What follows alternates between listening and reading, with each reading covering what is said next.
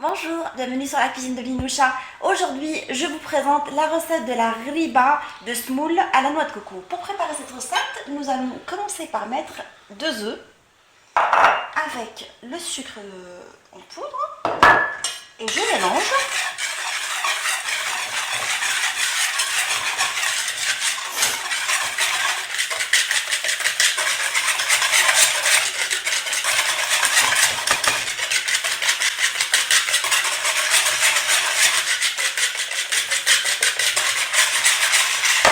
Je rajoute après de l'huile.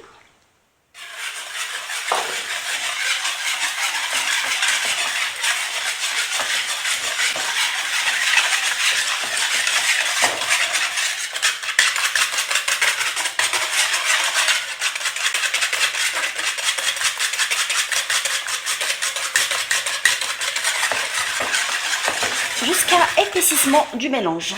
Je vois que le mélange il est bien épaissi. Je rajoute après la noix de coco râpée.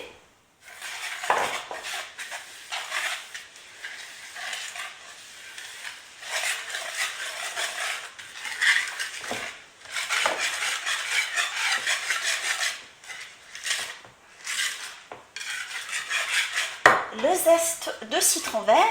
Vous pouvez le remplacer avec du citron jaune, mais moi je préfère le citron vert. Je mélange toujours. Je rajoute un tout petit peu de sel.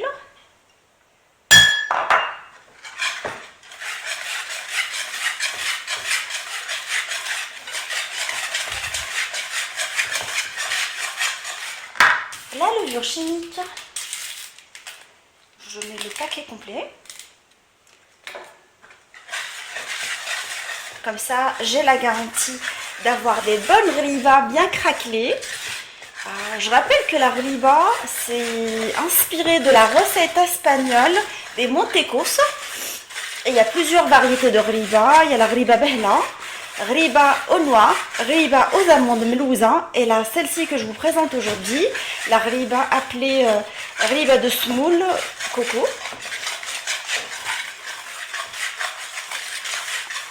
Je commence à rajouter, j'enlève le fouet et à l'aide de mes mains, je rajoute doucement la semoule.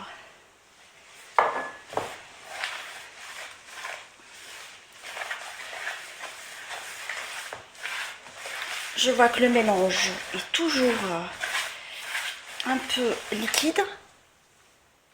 Je rajoute encore de la semoule.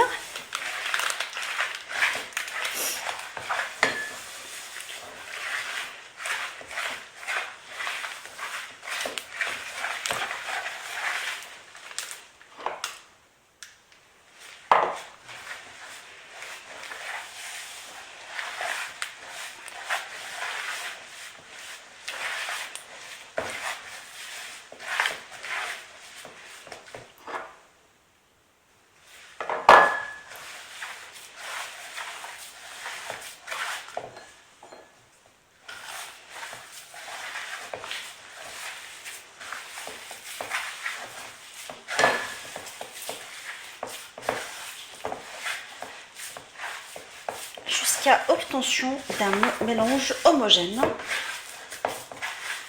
Et là, on se retrouve après pour le façonnage des ribas.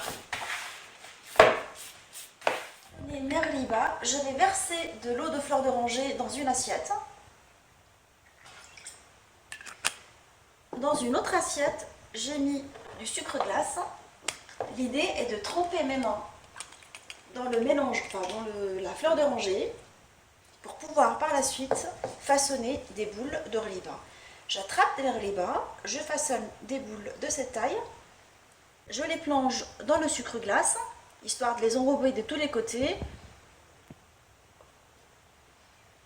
et je les pose sur une plaque tapissée de papier sulfurisé. J'essaie d'égaliser la taille de mes boules.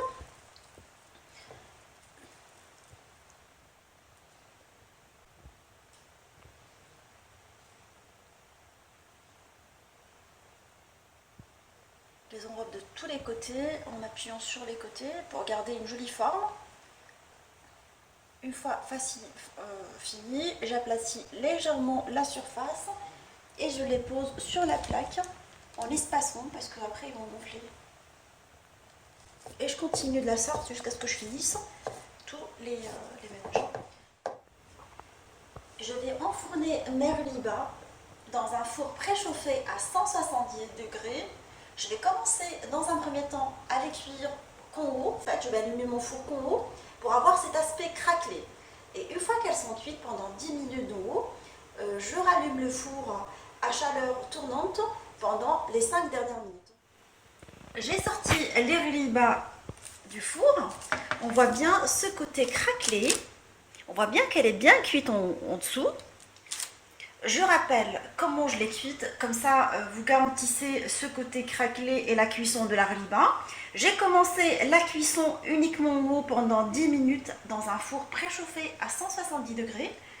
Et après, j'ai fini par un four avec une chaleur tournante, toujours avec la même température à 170 degrés. Et là, je vais présenter mes ribas et on se retrouve pour la présentation. Ma ribia à la noix de coco et à la semoule, elle est maintenant prête avec les ingrédients proposés. J'en ai obtenu 27, mais ça dépend vraiment de la taille de vos ribia. Je vous souhaite un bon appétit. Je vous dis retrouvez-moi avec de nouvelles recettes sur la cuisine de Linoucha. N'oubliez pas de me laisser vos questions, vos commentaires et de vous abonner sur ma chaîne. À bientôt.